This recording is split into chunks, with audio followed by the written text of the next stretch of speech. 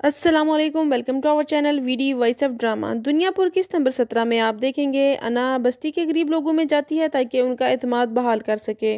ज़मीर मना करता है कि खतरनाक लोग हैं, लेकिन अना नहीं मानती। ज़मीर कहता है कि नौरोज के वफादार हैं क्योंकि इन्हें लगता है नौरोज उन्हीं में से है। अना वहाँ पे पहुंचती है तो देखती है कि लोग काफी गुस्से में होते हैं।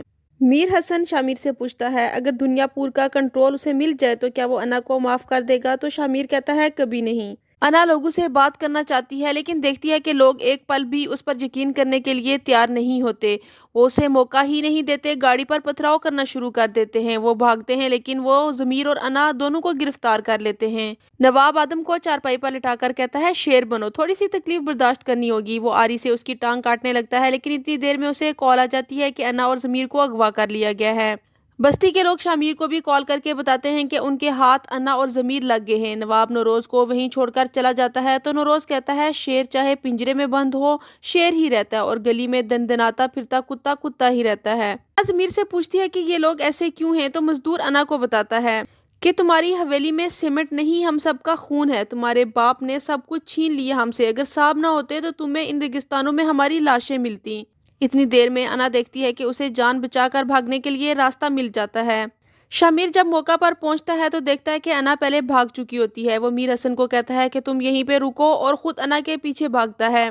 वो अना को दरिया पार करते हुए देख लेता है, गोली चलाता है लेकिन निशाना नहीं लगता और वो बच जाती है। नवाब कहता है मेरे आदमी ना पहुंचते तो सारी बाजी पलट जाती। तो अना कहती है मुझे पता था आपको मेरी जान की नहीं बल्कि बाजी पलटने की फिक्र थी, लेकिन फिक्र ना करें, मैं भी बच गई और दुनियापुर भी। वो जमीर का पूछता है तो अना कहती है आदमों के पास है लेकिन छुड़ा लूंगी। तो नवाब कहता है खबरदार, उसे छुड़ाने की जरूरत नहीं, इसके बदले आदम कुछ मांगेंगे, जमीर तो बहुत सारे मिल जाएंगे।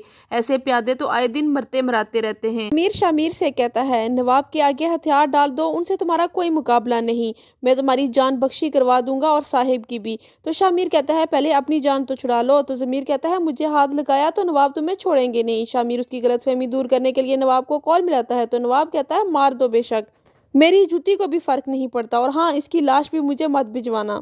जमीर ये सुनकर कुछ बोलने के काबिल नहीं रहता और शामिर मीर हसन से कहता है कि इसे छोड़ दो। अना नौरोज आदम के पास जाती है और कहती है तुम्हारा बेटा मुझे मार सकता था लेकिन मारा नहीं। तो नौरोज कहता है अच्छा नहीं किया उसने, पर क्या करे, मोहब्बत में सबसे पहले अक्ल मरती है। तो अना कहती है ऐसा कुछ नहीं है, हम दोनों में से जिसको पहले मौका मिलता वो फायदा उठाता और मुझे मौका मिला है। तो नौरोज कहता है कव्वे को सारी दुनिया काली नजर आती है लेकिन ये कसूर कव्वे का नहीं, उसकी नजर का है। अना कहती है ये दुनियापुर की लड़ाई है, यहाँ जज्बात की जगह नहीं। तुम गुलाम थे, तुम गुलाम हो और तुम गुलाम रहोगे। नौरोज कहता है गुलामों से इतना खौफ क्यों है तुम लोगों को? शिकारी जब जंगल में जाता है तो वापस आकर अपनी बहादुरी के किस्से सुनाता है लेकिन ये भूल जाता है कि जब शेर ने अपनी कहानी सुनाई तो ये किसी को मुंह दिखाने के लायक नहीं रहेगा। तुम लोगों के साथ यही हो रहा है, अब कहानी शेर दिखेगा और तुम लोगों को मुंह छुपाने की जगह भी नहीं मिलेगी। मदीहा भी शामिर को कसूरवार कहती है कि अना नवाब को मार सकते थे, तुमने जानबूझकर उसे छोड़ा है। तो शामिर कहता है मैं तुम्हारे किसी सवाल का जवाब नहीं देना चाहता, बेहतर यही होगा कि तुम यहाँ से चली जाओ। मदीहा नाराज होती है तो दादी उसे समझाती है कि शामिर को नौरोज की जगह पर बैठना है, उसने ये सब कुछ मेरे कहने पर किया। तो वो दादी से कहती है मैंने शामिर से शादी करनी है। तो दादी कहती है उसकी माँ से पूछ लो, अगर उसे एतराज नहीं तो मुझे क्या हो सकता है। इधर निमरा नवाब की बीवी से अपने साथ होने वाली ज्यादती का बदला लेती है, उसकी जिंदगी तंग कर देती है, कभी चाय बनवाती है, कभी नाश्ता और कभी कपड़े धुलवाती है। शामिर जमीर को रिहा कर देता है तो जमीर कहता है कि मुझे मार दो, इस तरह से तुम्हारी इज्जत बढ़ जाएगी। तो वो कहता है कि मरे हुए को और क्या मारना, मैं 100 रुपए की गोली नहीं जाया करना चाहता। मधिया शामिर की माँ से कहती है आदमों की इज्जत बचाने के लिए मैं शामिर से शादी करना चाहती हूँ ताकि वो नवाबों की बेटी से शादी ना करे। शामिर की माँ राजी नहीं होती कि साहिब के बगैर मैं ये फैसला नहीं कर सकती। तो दादी कहती है नौरोज मेरी बात नहीं टालता, तुम शामिर से बात करो। नवाब अपनी शादी के लिए लड़की पसंद कर रहा होता है, कितनी देर में जमीर आ जाता है। नवाब हैरान रह जाता है कि तुम यहाँ। तो जमीर कहता है हाँ आदमों की कैद से भाग कर आया हूँ। तो नवाब जोरदार कहका लगाता है कि आज तो बहुत अच्छा दिन है, आदमों की एक और शिकस्त। यहाँ खत्म होती है किस्त नंबर 17। किस्त नंबर 18 देखने के लिए हमारे साथ रहिएगा। Keep watching and don't forget to subscribe our channel. Take care, अल्लाह हाफिज।